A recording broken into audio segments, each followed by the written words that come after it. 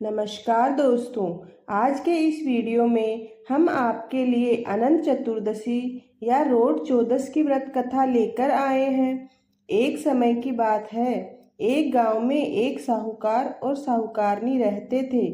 उनके एक बेटा और एक बहू थे। साहूकार का बेटा धन कमाने के लिए विदेश जा रहा होता है। जाते समय वह अपनी माँ से कहता है, माँ, मैं जब तक वापस नहीं आऊं तब तक परिंदे का पानी कभी ख़त्म मत होने देना और चूल्हे की आग को कभी बुझने मत देना। यह कहकर वह प्रदेश चला जाता है। अब बहू इस बात का हमेशा ध्यान रखती थी कि परिंदे का पानी ख़त्म ना हो और चूल्हे की आग बुझने न पाए। इस तरह कई साल बीत गए। एक दिन उनके घर की आग बुझ जाती है और परिंदे का पानी भी खत्म हो जाता है। यह देखकर बहू घबरा जाती है। वह जल्दी से कुएं पर जाकर पानी लाकर परिंदे में पानी भर देती है और आग लेने के लिए अपनी पड़ोसन के घर जाती है। तब पड़ोसन कहती है, आज के दिन हमारे घर में कुछ भी उधार नहीं दिया जाता है। तब बहू पूछती है, ऐसा क्यों? पड़ोसन बताती है, आज के दिन हम पूरा घर लीपते हैं, साफ सफाई करते हैं, परिंदे का पानी गिरा कर साफ पानी भरते हैं और उसके बाद अनाज पीस कर उसका रोट बनाते हैं, जिसकी पूजा करके कहानी सुनाकर फिर खाना खाया जाता है।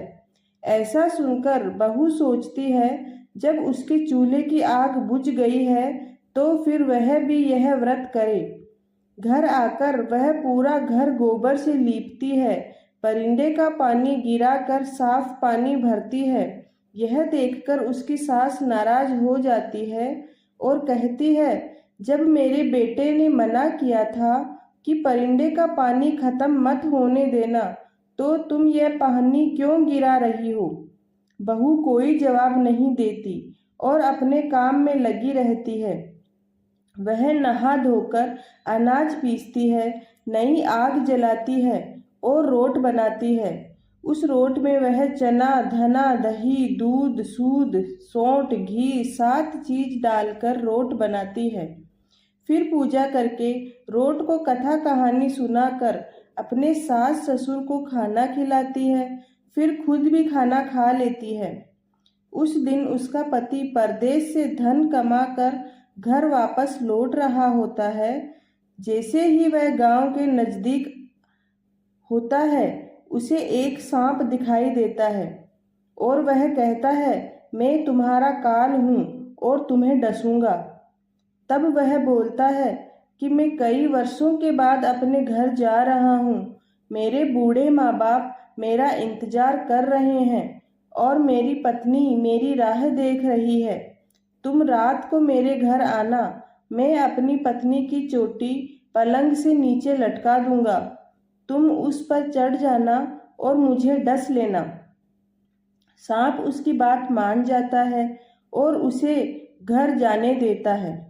अब वह लड़का घर पहुंचता है, किसी से कोई बात नहीं करता, उदास रहता है, खाना खाकर सोने के लिए चला जाता है।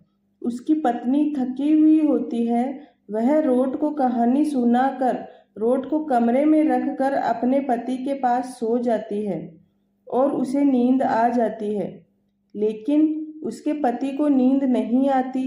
वह सोच रहा था कि आज सांप आएगा और उसे डस लेगा। आधी रात हो जाती है। सांप उसके घर आता है, बहू की चोटी से ऊपर चढ़ जाता है।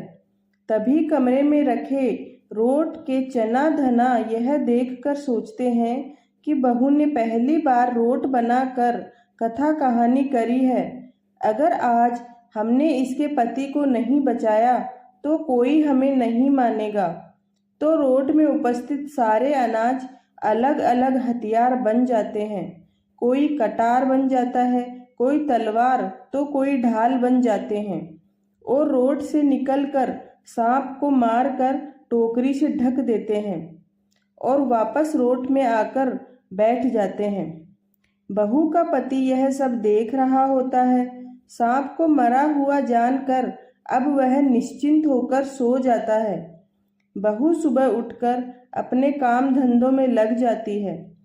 जब सुबह बेटा उठता है तो अपने माँ बाप के पास जाता है और माँ बाप उससे पूछते हैं, बेटा आज तो बहुत देर तक सोए हो। तब बेटा पूछता है, माँ कल रात को तुमने क्या बनाया था, क्या पूजा था, मुझे बताओ। तो उसकी माँ नाराजगी से बोलती है, बेटा तू कह कर गया था कि परिंदे का पानी खत्म मत होने देना, चूल्हे की आग बुझने मत देना, लेकिन तुम्हारी पत्नी ने परिंदे का पानी खत्म कर दिया, उसे गिरा दिया, चूल्हे की आग को बुझा दिया। उसने तुम्हारा कहा नहीं माना और पड़ोसन के कहे के अनुसार रोट बनाया और पूजा करके खाना खिलाया। तब वह लड़का अपनी माँ को बताता है, माँ कल रात को एक सांप मेरा काल बनकर आया था, तब इसी रोट ने मेरी जान बचाई है।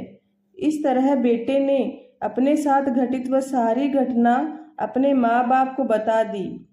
यह बात पूरे राज्य में फैल गई और राजा के पास भी यह बात पहुंच गई।